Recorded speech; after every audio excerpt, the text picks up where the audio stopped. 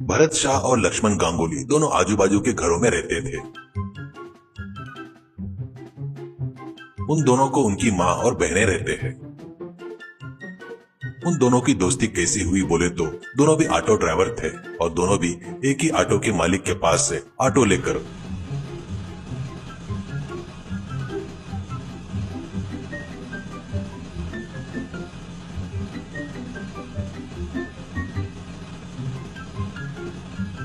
रात होते तक चलाने पर मिलने वाले पैसों से ऑटो के मालिक को उसको भाड़ा देकर बचे हुए पैसों से दिन बिता रहे थे। उन दोनों की एक ही समस्या थी, वो दोनों अपनी जिंदगी के बारे में चर्चा करके पैसे कमाना, तुरंत समस्या का समाधान कैसे करना। वो समस्या क्या है बोले तो उनके बहनों की शादी करना। कितना भी पैसा खर्चा करके बहनों के लिए अच्छा रिश्ता देखना करके उनकी आशा थी, पर वो लोग ऑटो से कमाए हुए रुपयों से महीने के 1000 रुपए भी बैंक में सेव नहीं करने की परिस्थिति बिल्कुल नहीं थी। एक दिन वो लोग ऐसे ना कहकर पक्का किसी भी हालत में हर हफ्ते दोनों जन 200 रुपए खर्चा करके लॉटरी टिकट खरीदते रहते हैं। पर लाखों का इनाम तो नहीं मिला, पर घर चलाना मुश्किल हो गया था। एक दिन वो दोनों ऑटो स्टैंड में रहते वक्त उसी स्टैंड में और एक ऑटो वाला, अरे अपने गांव में 500 साल पहले जिसने राज किया था, राजा राजेंद्र वर्मा का पुराना किला देखा है ना? उस किले में ईशान्य कोने में रत्न, हीरे, मोती जमीन के अंदर है करके अफवाह चल रही है रे, करके कहता है दूसरे ऑटो वाले से। वो सुनकर भारत और गांगुली एक दूसरे का चेहरा देखकर उस ऑटो वाले के पास जाकर,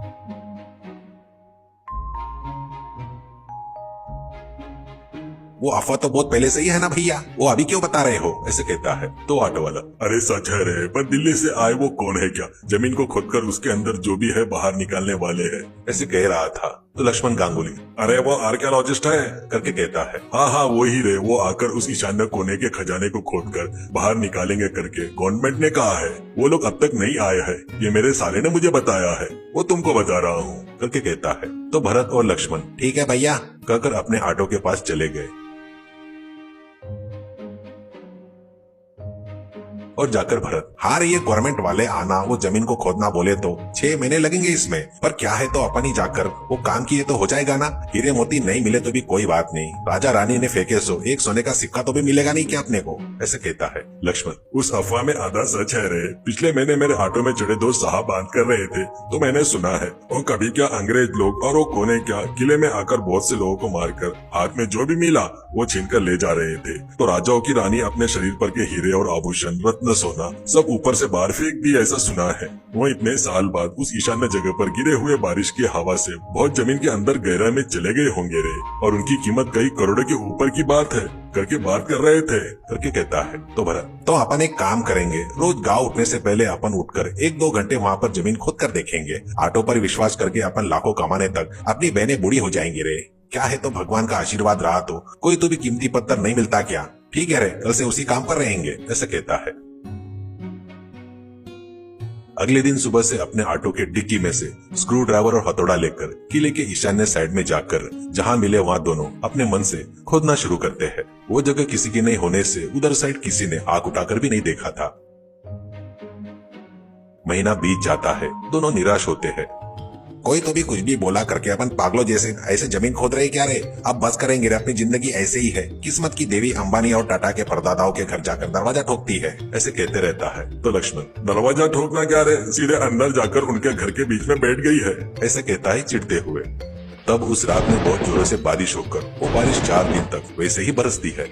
गाँव में सभी एरिया पानी में डूब गए। उसके 2 दिनों बाद एक एरिया का पानी सूख गया। उस हफ्ते भर ऑटो के सवारी नहीं रहने से, हाथ में पैसे नहीं रहने से दोनों बहुत तकलीफ का सामना करते हैं। तब भरत, अरे अपन एक कोशिश शुरू किए, अपने को निराशा मिली करके बीच में ही छोड़ दिए। वो गलत है शायद रे, हाथ में एक पैसा भी नहीं है। ऐसी परिस्थिति में अपने को 10 रुपए उधार देने वाला भी कोई बेवकूफ नहीं है इस गाँव में, इसलिए भगवान पर भरोसा करके फिर से वही खोदेंगे रे, चल रे, ऐसा कहता है। तो लक्ष्मण, और करना भी क्या है यार, चल चलते हैं, ऐसा कहता है। दोनों वहां जाते तक वहां की जमीन पूरी बारिश में कीचड़ बनकर पैरों तक घुटनों तक धंस रहा था। उतने में लक्ष्मण भरत के कंधे पर हाथ थपथपाकर, अरे उस कोने में देख कुछ चमक रहा है, करके कहता है।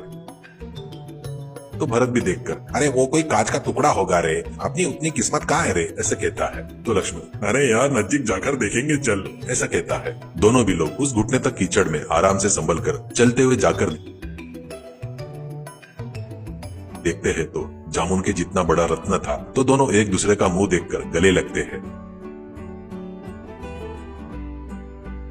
वो बेचे तो उन दोनों को 50 लाख मिलते हैं। दोनों 25-25 लाख बांटकर अपनी बहनों की बड़ी धूमधाम से शादी करते हैं।